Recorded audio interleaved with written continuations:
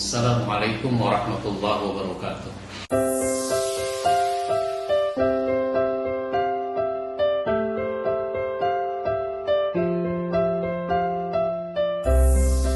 Saudara sekalian yang saya hormati, saya bersyukur baru saja menerbitkan sebuah buku dengan judul Asbabun Nuzul Tematik.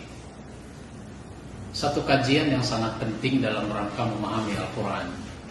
Biasanya kalau kita membaca Asbabun Nuzul, bukunya kita baca dari Al-Baqarah, Ali Imran, dan seterusnya.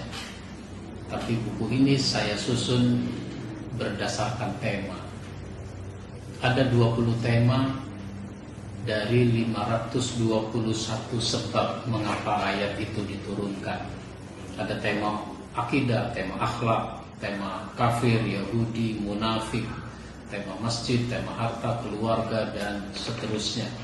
Semuanya ada 712 halaman. Misalnya saja tema tentang orang Yahudi. Dulu ada orang Yahudi masuk Islam, tapi ada Yahudi yang belum masuk Islam. Orang Yahudi yang belum masuk Islam bukan tidak tahu kalau dia seharus masuk Islam, tapi perkara gengsi membuat dia tidak mau masuk Islam. Maka Yahudi yang sudah masuk Islam ini berpesan kepada saudaranya, kepada temannya yang sudah masuk Islam, tetaplah kamu di dalam Islam, ikutilah Muhammad, karena Muhammad itu benar. Satu sikap yang sangat aneh, pernyataan yang ganjil. Bagaimana mungkin dia berpesan begitu sementara dia tidak masuk Islam? Karena ini aneh, maka Allah Subhanahu wa ta'ala menurunkan surat Al-Baqarah ayat 44.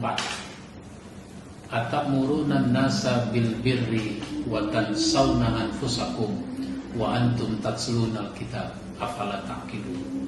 Mengapa kamu suruh orang melakukan kebajikan sementara kamu lupa pada dirimu sendiri? Padahal kamu baca itu Alkitab. Apa kamu tidak berakal? Ini sebuah contoh bagaimana orang tidak konsekuen, orang tidak konsisten dengan pembicaraannya sendiri, dengan pernyataannya sendiri. Dalam kehidupan sehari-hari kita temukan banyak orang bermental Yahudi. Tidak sesuai antara ucapan dengan sikap dan tingkah lakunya. Bisa jadi dia seorang bapak kepada anaknya. Seorang bapak memerintahkan anaknya belajar tapi dia sendiri tidak belajar. Seorang bapak melarang anaknya merokok, dia sendiri merokok.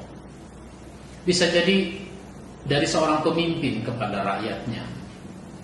Pemimpin bilang hidup sederhana, dia sendiri tidak sederhana. Pemimpin bilang disiplin, dia sendiri tidak disiplin, dan begitulah seterusnya. Oleh karenanya jangan sampai kita punya mental seperti orang Yahudi, maka selaraskan antara ucapan dengan sikap dan tingkah laku kita. Inilah diantara contoh asbabun nuzul yang berkaitan dengan orang Yahudi. Mudah-mudahan bermanfaat. Mohon maaf bila ada hal-hal yang kurang berkenan. Wabillahi taufiq wal hidayah. Wassalamualaikum warahmatullahi wabarakatuh.